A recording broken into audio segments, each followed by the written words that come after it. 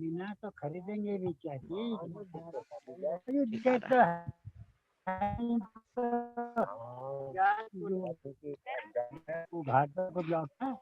Now, what is anemia? Anemia is a major killer in India. हमारे India में सबसे ज्यादा लोग एनीमिया के कारण डेथ होती है उन लोगों की. दे किल इंडिया, एनीमिक के कारण मर जाते हैं लोग. Anaemia means loss of blood, come blood होना, हीमोग्लोबिन कम होना, that is called anemia. Statistics reveal that every second Indian woman is anemic. हर दूसरी woman जो होती है वो anemic होती है. जी मैम. मैम आपके वहाँ पीछे से से आवाज नहीं बहुत आनी चाहिए बैकग्राउंड आ मुझे किसी रहा की है, भी. जी बैकग्राउंड आ रहा है मैम बहुत। हाँ, समीम समीम वॉइस मैम बंद करो बैकग्राउंड की आवाज बहुत आ रही है। अभी ठीक है. Yes ma'am. ठीक मैंने है सबको मैम। म्यूट कर दिया. अब कोई बोलेगा नहीं, आप लोग अपनी आवाज बंद रखो बस.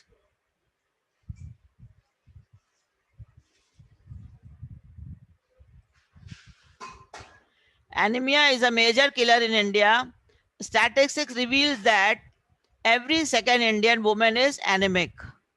One in every five maternal death is directly due to anemia. हर एक बंदा जिसकी डिलीवरी वगैरह होती है, जिस लेडी मैटरनल मतलब जिस माँ की डिलीवरी होती है, मैक्सिमम 5 में से एक वुमेन की डेथ हो जाती है ड्यू टू एनीमिया. ठीक है. मुझे रिकॉर्डिंग कहाँ चला गया, एक सेकंड रुको.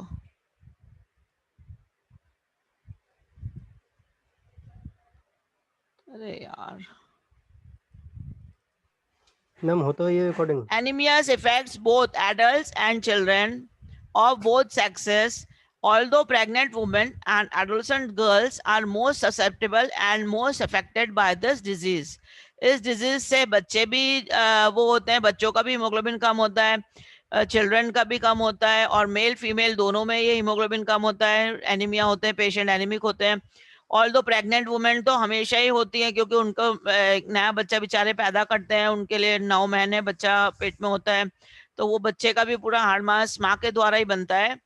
एंड एडोलेसेंट गर्ल्स, जो लड़कियां बड़ी होती, puberty, because of menstruation they loss blood every month, और इसीलिए most susceptible and most affected by this disease. They are most susceptible by this disease. Anaemia सबको होता है.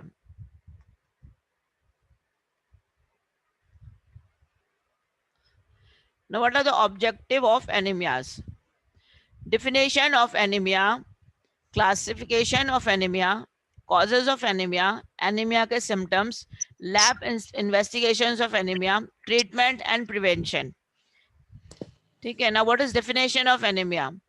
Anemia means N यानी without, emia means blood. ठीक है. Is a decrease in the RBC count. किसमें कम हो जाता है? Decrease in RBC count, hemoglobin and or hematocrit values, resulting in a lower ability for the blood to carry oxygen to the body tissues. Recording तो चालू है.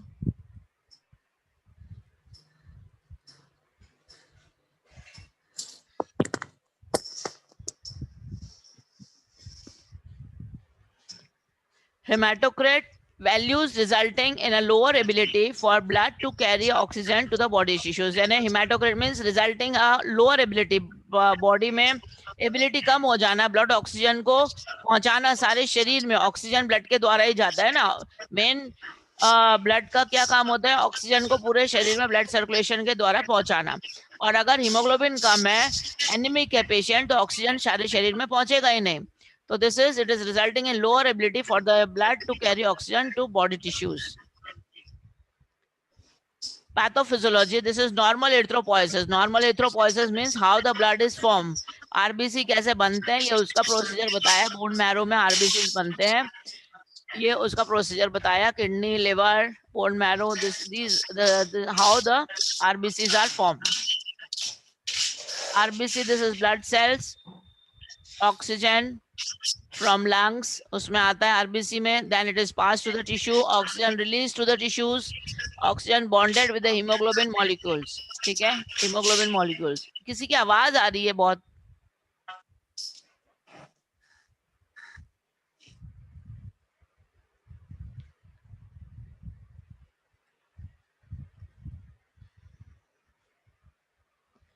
Now what is pathophysiology? Decrease in RBC cells. RBC means red blood cells में कम हो जाना, haemoglobin का कम हो जाना, या हिमाटोक्रिट वैल्यू जो होते हैं पीसीबी जो कम होता है वो कम हो जाना. अगर एनीमिक हो गया पेशेंट, हीमोग्लोबिन कम है, आरबीसी कम है और पीसीबी भी कम हो जाएगा. Then diminished oxygen carrying capacity, और उसका फिर हीमोग्लोबिन कम है तो उसमें ऑक्सीजन कैरिंग कैपेसिटी भी कम हो जाती है. Then hypoxia and hypoxia induce effects on organ functions. Hypoxia means oxygen का लेस हो जाना, ऑक्सीजन कम हो जाना, बिकॉज डिमिनिश हो गए ना, O2 कैरिंग कैपेसिटी उसकी कम हो गई. It is called hypoxia. And effects on organs भी, उसका फंक्शन, ऑर्गन्स के फंक्शन पे भी काम पड़ेगा, क्योंकि ऑक्सीजन बराबर पूरे बॉडी लेवल को नहीं मिलेगा तो वो पेशेंट लिथार्जी हो जाता है, मतलब कमजोर हो जाता है. Signs and symptoms of anaemia. What are the signs and symptoms of anaemia? Normal values, men greater than 13 grams, more than 13 grams रहता 14 से 16. Women's greater than 12 to 14. Pregnant women's में greater than 11 grams. Infants 2 to 6 months 9.5, greater than 9.5. Children from 6 months to 24 months, that is greater than 10.5. 2 to 11 years, पास बंद कर दे पापा का दरवाजा, greater than 11.5 grams. Children from 12 years तो greater than 12. ठीक है, ये नॉर्मल वैल्यूज आपके लिए बताई है. What is classification? Classification of anemias on the basis of causes. क्या कॉज है, कोई कारण के ऊपर भी डिफाइंड होता है, on the basis of morphology. Two type से एनीमिया को डिफरेंशिएट कर सकते हैं हम. On the basis of morphology मतलब आरबीसी का स्ट्रक्चर कैसा है, और on the basis of causes है ना, कारण क्या है एनीमिया का. तो on the basis of causes में आप देख लिए ब्लड लॉस. एक तो पहले होता है ब्लड लॉस. अगर पेशेंट का ब्लड लॉस हो रहा है तो that is the one main cause, first cause. Blood loss, कहीं भी ब्लीडिंग हो रही है, जैसे कहीं किसी को मुंह से ब्लीडिंग हो रही है, किसी को पाइल्स का ब्लीडिंग है, डेंटल कैरेज है, ब्लड आ रहा है ना, या मेंस्ट्रुअल साइकिल में बहुत ब्लीडिंग हो गई है, या किसी का एक्सीडेंट हो गया तो ब्लड लॉस हो गया, तो that is one of the main important reason for anaemia. Inadequate, किसी का ऑपरेशन सर्जरी होता है उसमें ब्लड लॉस हो जाता है. तो inadequate production of normal blood cells, inadequate production of normal blood cells. RBC production बराबर नहीं हुआ तो भी एनीमिया हो जाता है. Excessive destruction of the blood cells, और बहुत सारे आरबीसी डिस्ट्रक्ट भी हो गए. कई बार हमारे बॉडी में ऐसा कोई फिनोमिना हो जाता है, कुछ प्रॉब्लम आ जाती है जिससे आरबीसी अपने आप डिनेचर होने लग जाता है, डिस्ट्रक्शन हो जाता है आरबीसी का. तो इन सब कारणों से एनीमिया हो जाता है, हमारी बॉडी में ब्लड लॉस हो जाता है, हीमोग्लोबिन की कमी हो जाती है. On the basis of morphology में नॉर्मोसिटिक एनीमिया होता है. नॉर्मोसिटिक मींस नॉर्मल है, आरबीसी का शेप साइज बराबर है लेकिन फिर भी हीमोग्लोबिन कम है. माइक्रोसिटिक में आरबीसी का जो साइज है वो छोटा हो जाता है, जो नॉर्मल साइज है उससे छोटा हो जाता है, माइक्रोसिटिक एनीमिया उसे कहते हैं. और मैक्रोसिटिक एनीमिया मतलब आरबीसी का साइज तो बड़ा है लेकिन हीमोग्लोबिन तो भी कम है. This is the classification of anaemia. Now what are types of anaemia based on the clinical pictures? Iron deficiency anaemia number 1 क्या है? Iron deficiency. अगर आयरन की कमी हो जाती है, आप लोग पढ़ते हैं, आपको डॉक्टर लोग आप डॉक्टर के पास दिखाने जाते हैं तो वो आप लोग को आयरन डेफिशिएंसी एनीमिया के टैबलेट्स वगैरह देते हैं, डिऑक्सरेंज वगैरह पीने के लिए देते हैं, लिक्विड वगैरह, है ना. और मेगालोब्लास्टिक एनीमिया भी होता है. मेगालोब्लास्टिक एनीमिया, उसमें आरबीसी का साइज बड़ा हो जाता है. प्रीनिशियस एनीमिया, हिमोरेजिक एनीमिया, कहीं हीमोग्लोबिन, कहीं ब्लड लॉस हो रहा है, कहीं ब्लीडिंग हो रही है बॉडी में अंदर, that is haemorrhagic anaemia. Haemolytic anaemia, RBCs का रप्चर होना अपने आप. थैलेसीमिया या सिकल सेल एनीमिया एक डिजीज होती है जिसमें आरबीसीज बराबर नहीं होते, बनते नहीं है. और aplastic anaemia. These are the types of anaemia. और भी types of anaemia. Iron deficiency anaemia is excessive loss of iron, बहुत सारा आयरन लॉस हो जाता है बॉडी से, that is iron deficiency anaemia. Women are at risk for menstrual blood and the growing foetus. Women के लिए दो बड़े मेन कारण है एनीमिक होने के लिए. पहला तो मेंस्ट्रुअल साइकिल होता है जो हर महीने उनका ब्लड लॉस होता है, एंड सेकंड ग्रोइंग फीटस यानी पेट में बच्चा होता है, जब प्रेगनेंसी होती है उस समय भी उनका हीमोग्लोबिन कम हो जाता है, because there is child inside their body, they have to make that child grow. Megaloblastic anaemia, less intake of vitamin B12 and folic acid. This is megaloblastic anaemia जिसमें विटामिन B12 की कमी होती है. Red bone marrow produces abnormal RBC. Example cancer drugs, जो cancer drugs लेते हैं उससे red bone marrow होता है, वो एबनॉर्मल आरबीसी प्रोड्यूस करने लग जाता है. Pernicious anemia is inability of the stomach to absorb vitamin B12 in small intestine. यानी हमारे स्टमक में B12 तो आ भी रहा है लेकिन वो एब्जॉर्ब नहीं हो रहा। आप गोली भी खा रहे हो तो भी स्टमक की वो डेफिशिएंसी नहीं है कि वो आपके लिए इसको एब्जॉर्ब करे B12 को। टाइप्स ऑफ एनीमिया में हीमोरेजिक एनीमिया क्या होता है? Excessive loss of RBC through bleeding, stomach ulcers, menstruation. तो हीमोरेजिक एनीमिया में ना जिसमें ब्लड लॉस होता है, वो ब्लड लॉस वाला ब्लीडिंग होता है। किसी को गम से ब्लीडिंग होती है, किसी को पाइल से ब्लड जा रहा है, किसी को स्टमक में अल्सर वगैरह घाव हो गए, वुंड्स हो गए तो अंदर ब्लड होता है। किसी केस में मेंस्ट्रुएशन साइकिल गर्ल्स लोग को होती है, हर महीने उनका ब्लड लॉस होता है। हिमोलाइटिक एनीमिया जिसमें आरबीसी प्लाज्मा मेम्ब्रेन रप्चर हो जाती है। हिमोलाइटिक मतलब आरबीसी का रप्चर हो जाना, जो आरबीसी है उसकी प्लाज्मा मेम्ब्रेन जो बाहर की वो रप्चर हो जाती है, आरबीसी हिमोलाइज हो जाते हैं। May be due to parasites, toxins, antibodies. कैसे हो जाते हैं ये? पैरासाइट्स के कारण हो जाते हैं, अगर पेट में कोई कीड़े हो जाए या कोई टॉक्सिन्स हमारे पेट में हो जाए या एंटीबॉडीज डेवलप हो जाए, ऑटो एंटीबॉडीज वगैरह होते हैं, उससे भी आरबीसी रप्चर हो जाते हैं। Now what is thalassemia? Thalassemia is less synthesis of hemoglobin. Hemoglobin बनता ही बहुत कम है। Found in population of Mediterranean Sea. उस साइड के लोगों में ये दिखाई देता है थैलेसीमिया डिजीज। हमारे इंडिया में भी है, कई बच्चों को, उनको हर महीने पे ब्लड चढ़ाना पड़ता है थैलेसीमिया वाले में, क्योंकि उनका ब्लड बनता ही नहीं है। ठीक है, हीमोग्लोबिन बनता ही नहीं है उनका।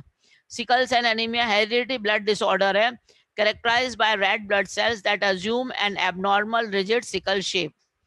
ठीक है, ये हेरिडिटी ब्लड डिसऑर्डर है sickle cell anaemia. Characterize by sickle shape मतलब हाफ, जैसे चंद्रमा का शेप होता है ना, आधा चंद्रमा, आप दूज का चांद देखते हो, वैसा वाला शेप का उसका सिकल सेल एनीमिया होता है। उसमें हीमोग्लोबिन के लिए उसका जो आरबीसी है वो वैसा शेप में हो जाता है दूज के चांद के जैसे, इसीलिए उसमें हीमोग्लोबिन रहने की मात्रा, हीमोग्लोबिन को कंटेंट करने की जगह नहीं होती, उसमें हीमोग्लोबिन नहीं रह पाता। ठीक है, इसलिए हेरिडिटी ब्लड डिसऑर्डर है ये। माँ बाप में किसी को एक को होगा, पेरेंट्स में, तो फिर बच्चों में आ जाता है। Characterize by the red blood cells that assumes abnormal rigid sickle shape. Sickle shape मतलब वो जिससे हम घास काटते हैं ना, हंसिया होता है जो आप लोग खेती बाड़ी में देखते होंगे, जिससे घास काटते हैं, अनाज काटते हैं, वो पकड़ के ऐसे से, दैट इज कॉल्ड सिकल। और उस सिकल के शेप का होता है जैसे दूज का चांद होता है वैसा वाला। Now, what is aplastic anemia? Aplastic anemia is destruction of the red bone marrow caused by toxins, gamma radiations. Gamma radiation जो radiation दिए जाते हैं कैंसर वगैरह के समय, उस समय गामा रेडिएशन दिए जाते हैं, तो ये इससे cause destruction of bone marrow में डिस्ट्रक्शन हो जाता है रेड बोन मैरो में, और इट कॉज द टॉक्सिन्स हो जाते हैं, जहरीले पदार्थ, उसके कारण भी एप्लास्टिक एनीमिया हमारे बॉडी में हो जाता है। नाउ टाइप्स ऑफ एनीमिया, और भी टाइप्स ऑफ एनीमिया मॉर्फोलॉजी के हिसाब से जो एनीमिया होते हैं, that is normochromic, normocytic anaemia. Normochromic, normocytic anaemia, normal MCHC, normal MCV value. These includes anemias of chronic disease. Chronic disease मतलब कोई बीमारी बहुत समय से चल रही है, बहुत लंबे टाइम से जो चल रही है, 6 महीने से टीबी चल रही है, साल 2 साल से कैंसर चल रहा है, तो लंबे कोई बीमारी चलती है क्रॉनिक डिजीज, तो उसमें होता है normocytic normochromic anaemia. hemolytic anemia is those characterized by accelerated destructions of the RBC. hemolytic anemia इसके पहले भी अभी बताया था, hemolytic anemia RBC रप्चर हो जाते हैं, डिस्ट्रक्शन ऑफ RBC हो जाता है। Anaemia due to acute haemorrhage, acute haemorrhage मतलब कहीं ब्लीडिंग हो जाती है तो उसके कारण भी एक्यूट हिमोरेज हो जाता है, एक्यूट अपने आप ही कहीं एक्सीडेंटल किसी का ब्लड लॉस हो गया। aplastic anemia is those characterized by disappearance of the RBC precursor from the marrow. Aplastic anaemia में आरबीसी के जो कैरेक्टरिस्टिक्स हैं वो डिसअपियरेंस हो जाते हैं, RBC precursor from the marrow, bone marrow से। हाइपोक्रोमिक माइक्रोसिटिक एनीमिया, हाइपोक्रोमिक मतलब उसमें हीमोग्लोबिन कम है, पेल रीजन है, हीमोग्लोबिन का कम दिखेगा, और माइक्रोसिटिक मतलब आरबीसी का साइज कम हो जाना, छोटा हो जाना। लो MCH, low MCV, these includes iron deficiency anaemia. Iron deficiency anaemia में हाइपोक्रोमिक रहेगा और माइक्रोसिटिक होगा। थैलेसीमियाज में भी होता है anaemia of the chronic diseases. Normochromic macrocytic anaemia, normal MCHC, high MCV, these includes vitamin B12 deficiency, folate deficiency. ठीक है, नॉर्मिक जो होता है, मैक्रोसिटिक मतलब आरबीसी बड़े हो जाते हैं, इसमें आरबीसी का साइज कैसा हो जाता, बड़ा हो जाता, लेकिन उसमें विटामिन B12 की डेफिशिएंसी होती है, फोलेट डेफिशिएंसी होती है, फॉलिक एसिड कम हो जाता है। ये टाइप्स ऑफ एनीमिया के इसका पिक्चर दिया। हाइपोक्रोमिक, हाइपरक्रोमिक मतलब ये आरबीसी देखो, ये मैक्रोसाइट है ना बड़ा साइज, और माइक्रोसाइट है ना छोटा साइज, ये काला। तो मैक्रोसाइट्स मतलब आरबीसी का साइज बड़ा होना, नॉर्मोसाइट्स मतलब आरबीसी का साइज नॉर्मल रहना, और माइक्रोसाइट यानी आरबीसी का साइज छोटा रहना। तो हाइपोक्रोमिक में जो होता है पेल हो जाता, पेल यानी आरबीसी कम हो जाना, डार्क नहीं रहता उसमें हीमोग्लोबिन। नॉर्मोक्रोमिक में नॉर्मल होता है, हीमोग्लोबिन बराबर दिखता है। हाइपरक्रोमिक में आरबीसी ज्यादा, हीमोग्लोबिन में ज्यादा दिखाई दे रहा है, आपको दिख रहा है ना पूरे इसमें। तो हाइपोक्रोमिक में हीमोग्लोबिन ज्यादा दिखेगा, और बाकी इसमें थोड़ा पेल, और हाइपोक्रोमिक में बिल्कुल ही पेल हो जाता है हीमोग्लोबिन। कॉजेज आपको अभी बताए थे, एक तो छोटे बच्चे हैं या आप लोग भी हैं, जैसे फ्रूट्स वेजिटेबल ये सब नहीं खाने देखते हो, तो इस कारण भी हीमोग्लोबिन कम हो जाता है। और प्रेगनेंसी के समय भी हीमोग्लोबिन कम हो जाता है। तो हमें क्या खाना चाहिए, प्लांट डाइट लेना चाहिए जिसमें सब कुछ बराबर मात्रा में हो। फूड में होना चाहिए, मतलब proteins, vitamin, minerals, iron, dairy product, सारी चीजें आपके फूड में होनी चाहिए मील में, ताकि आप बराबर से न्यूट्रिशियस फूड खाएं और आप सही रहें। नाउ इंक्रीज रिक्वायरमेंट्स, क्या क्या चाहिए पड़ता है, मेंस्ट्रुएटिंग फीमेल्स को इंक्रीज रिक्वायरमेंट चाहिए पड़ती है प्रेगनेंसी के समय। लैक्टेशन मतलब जब माँ दूध पिलाती है बच्चे को, उस समय एक्स्ट्रा हीमोग्लोबिन की आवश्यकता पड़ती है। ग्रोइंग इन्फेंट्स एंड चिल्ड्रन को चाहिए पड़ता है इरिथ्रोपोइटिन ट्रीटमेंट जब चलता है तब भी ये इंक्रीज रिक्वायरमेंट्स हीमोग्लोबिन की चाहिए पड़ती है, तब पेशेंट्स को एक्स्ट्रा मेडिसिन दी जाती है हीमोग्लोबिन बढ़ाने के लिए। ठीक है। नाउ इंक्रीज लॉस कब होता है, इंक्रीज लॉस कब होता है हीमोग्लोबिन का या ब्लड का, तो जीआई ब्लीडिंग, मिनोरेजिया, परसिस्टेंट हिमेचूरिया, जब अगर कम ब्लीडिंग हो जाती है, या मिनोरेजिया हो जाता है, या परसिस्टेंट हिमेचूरिया हो जाता है। इंट्रावेस्कुलर हिमोलाइटिक एनीमिया, अंदर से जो हिमोलाइटिक एनीमिया हो जाता है, अंदर वेसल्स में अंदर रप्चर हो जाते हैं आरबीसीज। रेगुलर ब्लड डोनर जो बार बार ब्लड डोनेट करते रहते हैं। And parasitic infection, parasitic infection मतलब अंदर कीड़े हो जाते हैं, वॉर्म्स हो जाते हैं, उसके कारण भी आपका ब्लड लॉस हो जाता है, हीमोग्लोबिन उसमें कम हो जाते हैं। Now what is decrease intake, decrease intake मतलब वेजिटेरियन डाइट अगर आप कम लेते हो, दाल भाजी वगैरह जो सब्जी भाजी होती है, पालक पत्ते हो जाते हैं, ये सारी चीजें आप कम। सबसे ज्यादा हीमोग्लोबिन आयरन कंटेंट पालक के भाजी वगैरह में होता है, पालक भाज पत्ते जो सब्जी जो होती है, साग होता है, पालक के भाजी होती है, मेथी की हो जाती है ना, चौले होती है, तो ये सब भाजियां खानी चाहिए, दही वगैरह लेना चाहिए, दूध वगैरह लेना चाहिए, फ्रूट्स वेजिटेबल लेने चाहिए। और सोशियो इकोनॉमिक फैक्टर्स भी होते हैं जिससे डिक्रीज इनटेक होता है। Decrease in socio economic factor में ये होता है कि आप जाते हैं ना जब बाहर, तो आप सबको दुनिया को देखते हैं कि हाँ वो पिज्जा खा रहे हैं तो मैंने भी खाना है, वो बर्गर खा रहे हैं तो मैंने भी खाना है। तो हम ये सोशल शादी ब्याह में जाते हैं तो जो सारा भरा पड़ा है वो सारा उल्टा सीधा उठा उठा के खा लेते हैं, जो हमारे लिए अच्छा है वो तो नहीं खाएंगे, जो बर्बाद करता है वो चीजें हम ले लेते हैं। ठीक है। Decrease absorption, decrease upper GI pathology, that is celiac and Crohn's disease, gastrectomy, और मेडिकेशन एंटासिड जेंटेक वगैरह लेते हैं, तो इससे भी ज्यादा लेने से तकलीफ होती है और हीमोग्लोबिन हमारा कम हो जाता है। Symptoms, what are the symptoms, common symptoms of anaemia, easy fatigue and loss of energy, आपके बॉडी में एनर्जी नहीं रहती है, फटीग मतलब चक्कर आते हैं, इजी नहीं लगता है आपको, कमजोरी कमजोरी लगते रहती है। Unusually rapid heart beats particularly with exercise, जब अगर आप एक्सरसाइज करते हैं तो बहुत ज्यादा हार्ट बीट्स आपके बढ़ जाते हैं, ज्यादा हार्ट बीट रेट बढ़ जाता है एक्सरसाइज करने पे।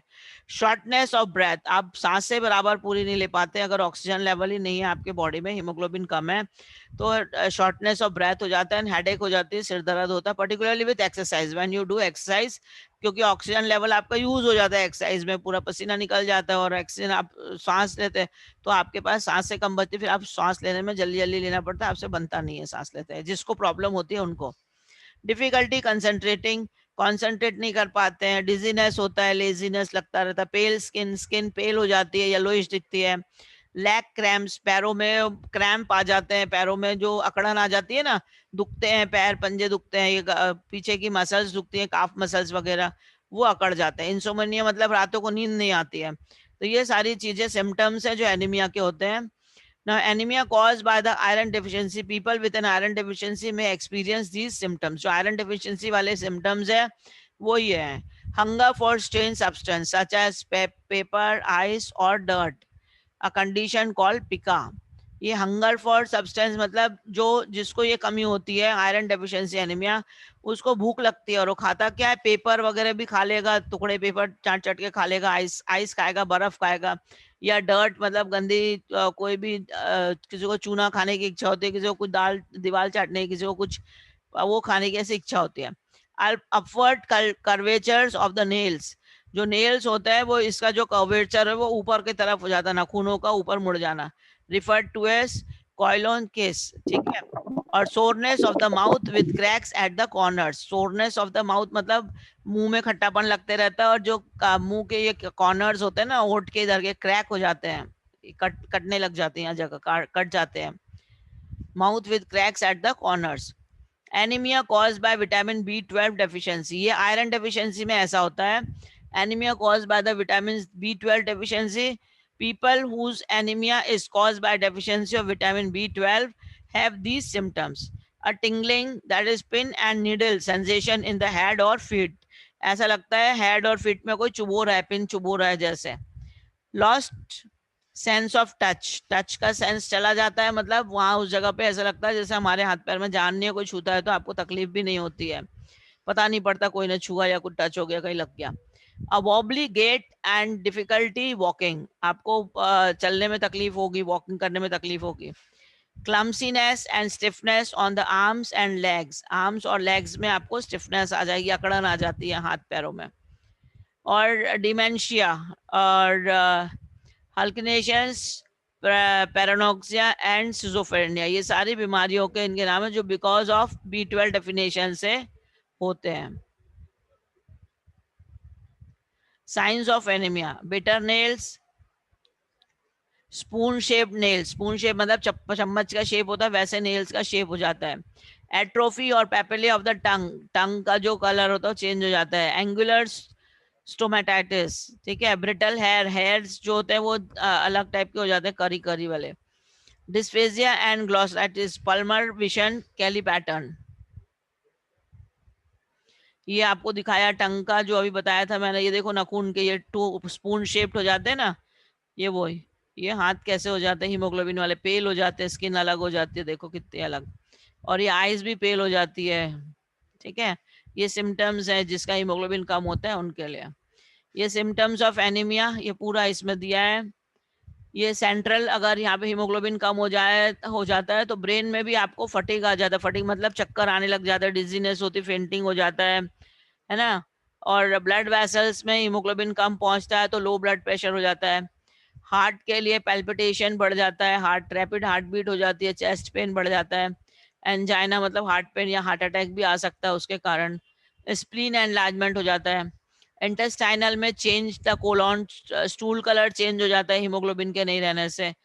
मस्कुलर वीकनेस हो जाती है, मसल्स पेन होते हैं। रेस्पिरेटरी शॉर्टनेस ऑफ ब्रेथ हो जाती है। And skin paleness, coldness and yellowing, skin जो हो जाती है पूरी पीली पीली हो जाती है आपकी त्वचा, और कोल्ड हो जाती है, ठंडा जल्दी हो जाती है, स्किन कोल्ड हो जाती है। और येलोइंग मतलब पीलापन दिखने लग जाता है, पेल यानी बिल्कुल चमक नहीं होती स्किन में। आईज भी पीली पीली हो जाती है। और red in severe of anaemia, ज्यादा हो जाता है एनीमिया, ज्यादा बढ़ जाता है तो सिवियर में लाल भी हो जाती है आंखें, ठीक है। तो ये सिम्टम्स ऑफ एनीमिया जो आपको इसमें बता दिया। What are the investigations for anaemia? तो red blood cells population is defined by, Paras आवाज नहीं, डिस्टर्ब होता मेरे को। Red cells population is defined by quantitative parameters, volume of packed cells, that is the hematocrit. Hematocrit देखने से पता पड़ जाता है, पैक सेल वॉल्यूम आप देखते हैं, आपको पहले बताया था पैक सेल वॉल्यूम पीसीबी यानी ईएसआर के ट्यूब्स होते हैं ना, विंट्रोब और वेस्टाग्रन ट्यूब। तो जो विंट्रोब वाला ट्यूब होता है उसमें हम हीमोग्लोबिन ब्लड भर देते हैं 2 ml और 1 घंटे के लिए रख देते हैं, तो उसमें ईएसआर आ जाता, ऊपर ईएसआर की रीडिंग ले रही है, एरिथ्रोसाइटिक सेडिमेंटेशन रेट। उसके 1 घंटे बाद आप उसी ट्यूब से पीसीबी भी कर सकते हैं। पीसीबी के लिए आपको मालूम है, उसको सेंट्रीफ्यूज कर दो सामने एक ट्यूब रख के, और 30 मिनट के लिए 3000 आरपीएम पे सेंट्रीफ्यूज करेंगे तो नीचे आरबीसी पूरे बैठ जाते हैं, तो फिर नीचे की जो रीडिंग होती है दैट इज कॉल्ड हेमाटोक्रिट और पीसीबी। तो volume of packed cell volume देखना होता है आपको 10 मिनट्स में। हीमोग्लोबिन कंसंट्रेशन आपको देखना होता है इन्वेस्टिगेशन में। Red cell concentration per unit, RBC का काउंट करना पड़ता है पर यूनिट में कितना है। क्वालिटेटिव पैरामीटर्स में मीन कार्पोसल्स वैल्यू, एमसीवी देखना पड़ता है, मीन कार्पोसल्स, हीमोग्लोबिन भी देखना पड़ता है एमसीएच से, मीन कार्पोसल्स हीमोग्लोबिन कंसंट्रेशन देखते हैं, दिस इज एमसीएच से, ठीक है।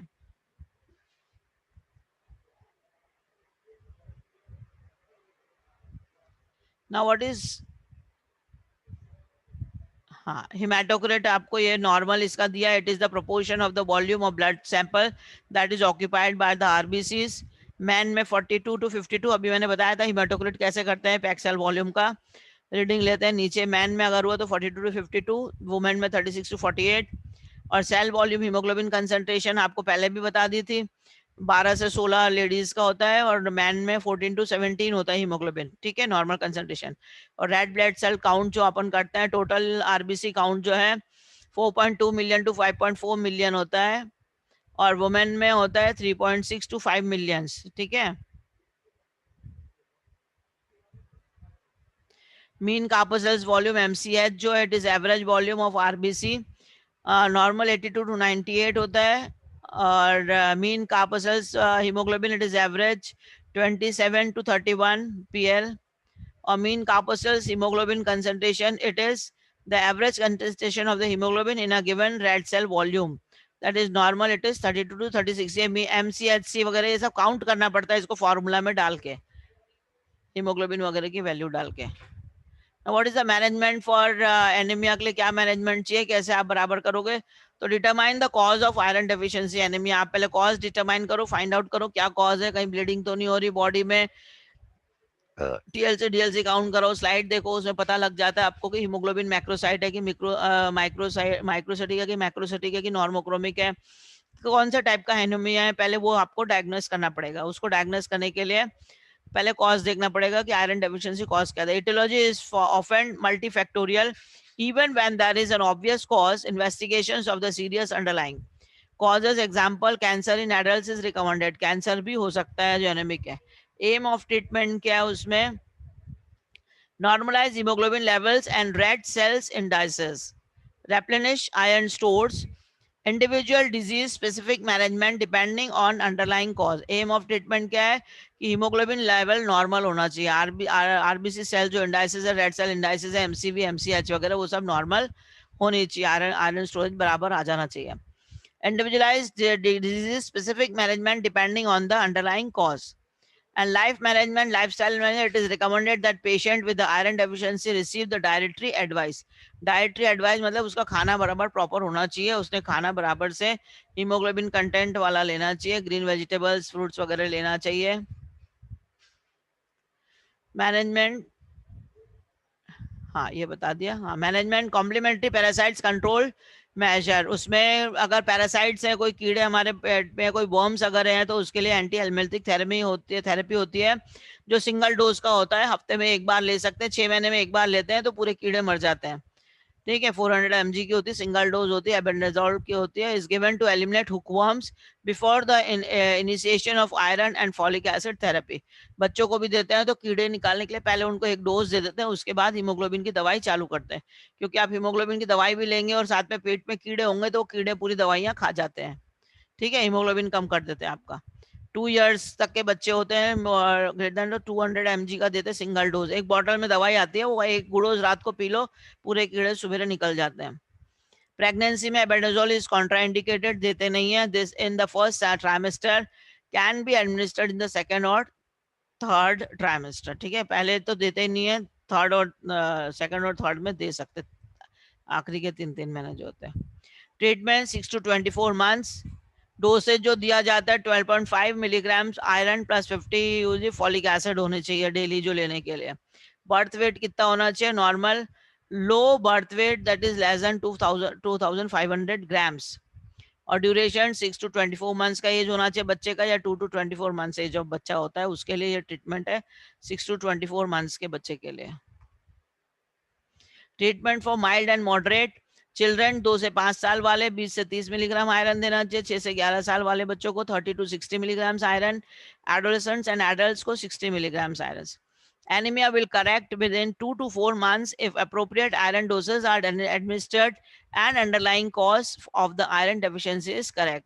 Anemia correct हो जाता है 2 से 4 महीने में, within 2 to 4 months में correct हो जाता है, if appropriate iron doses दे, बराबर iron doses देंगे तो 2 से 4 महीने में ठीक हो जाता है।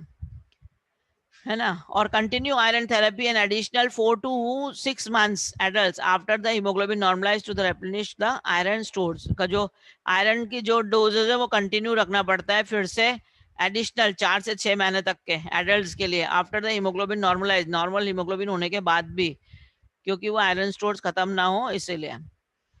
Iron absorption may be decreased by antacids or supplements containing aluminium, magnesium, calcium, zinc, proton और pump inhibitors. ये अगर लेते हैं तो इससे आयरन एब्जॉर्प्शन जो है वो कम हो जाता है. ठीक है, एंटासिड वगैरह लेते हैं उससे भी आयरन कम हो जाता है. Space administration apart by the at least 2 hours. कोई भी चीज को लेने के पहले 2 घंटे का कम से कम बीच में अंतराल होना चाहिए इन चीजों के साथ अगर ले रहे हैं. Iron oral iron preparations may cause nausea, vomiting, dyspnea, constipation, diarrhea और dark stool. ओरल जो हम दवाई लेते हैं आयरन की, उससे काली लैट्रिन भी हो सकती है, उल्टी भी हो सकते हैं, दस्त भी हो सकते हैं, कॉन्स्टिपेशन भी हो सकता है ना. कॉन्स्टिपेशन मतलब पेट साफ नहीं होना, डायरिया मतलब दस्त लग जाना, डार्क स्टूल होना मतलब काले कलर के स्टूल होते हैं, ब्लैक कलर का पॉटी होती है. Strategies to minimize these effects include start at a lower dose, increase gradually over 4 to 5 days, giving divided doses or the lowest effective dose or taking supplements with meals. हाँ, तो ये strategies to minimize these effects, ये जो और vomiting वगैरह कैसे minimize हो, start at the lower dose, यानी एकदम से higher dose मत start करो, धीरे धीरे gradually 4 to 5 days के बाद धीरे धीरे giving divided doses और द लोएस्ट इफेक्टिव डोज, थोड़ा डिवाइड करके डोज देना चाहिए, आधी आधी गोली सुबह आधी शाम देना चाहिए, और टेकिंग सप्लीमेंट विद मील्स या फिर खाने के साथ में उनको देना चाहिए ताकि ये प्रॉब्लम ना आए, कॉन्स्टिपेशन, डायरिया ये सब प्रॉब्लम ना आए उसमें.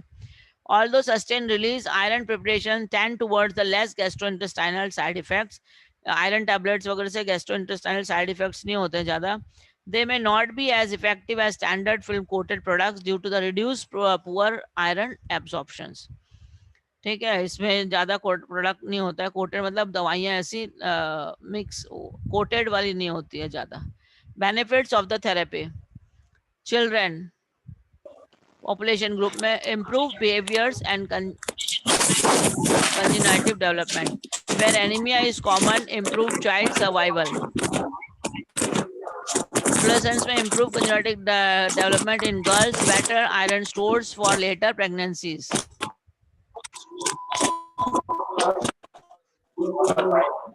डिस्टर्बेंस हो रहा है मुझे. All individuals improve fitness and work. और ये आपका अब खत्म. समझ में आया आप लोगों को? Yes ma'am. हाँ, किसी को कोई क्वेश्चन है? Anybody having any question? कुछ क्वेश्चन हो तो आप लोग पूछ लीजिए. शमशाद नहीं आया है क्या? हाँ शमशाद, अटेंडेंस ले लेना बेटा. जी मैम. हाँ समझ में आया? विक्रम सिंह आया मैम. Yes ma'am. हाँ, किसी को कोई क्वेश्चन है? Last 1 minute is left. No ma'am. आप लोगों की एग्जाम्स का भी पता पड़ जाएगा, क्या होगा क्या नहीं होगा पता पड़ेगा, क्योंकि तुम्हारा तो अभी सेशन चालू हुआ है ना. तुम्हारा 1 साल कहाँ कंप्लीट हुआ है? तुम्हारी एग्जाम कब हुई थी? अभी नहीं होंगे क्या एग्जाम? हाँ मैम नोटिस तो आ गया. एग्जाम की तो डेट आ गई है ना. तुम्हारी कहाँ आई है? आ गई मैम. मैम आ गई है. तुम्हारी भी आ गई है? जी. अब है 23. हाँ मैम ये तो बहुत जल्दी हो रहे हैं मैम, तैयारी भी नहीं हुई अभी तो. वही तो, तुम्हारी तो 1 साल लगता है ना. तुम्हारा 1 साल कहाँ हुआ? एग्जाम कब खत्म हुई थी तुम्हारी? अक्टूबर में मैम. अभी तो स्टार्ट हुआ मैम. पिछले अक्टूबर में? जी. Yes ma'am. अच्छा, तो तुम्हारी क्लासेस तुम लोग आए नहीं हो पूरा साल यानी? नहीं मैम, लॉकडाउन लग गया है. आए तो हैं, हम लोगों को बुलाया नहीं गया. मैम 8 month अरे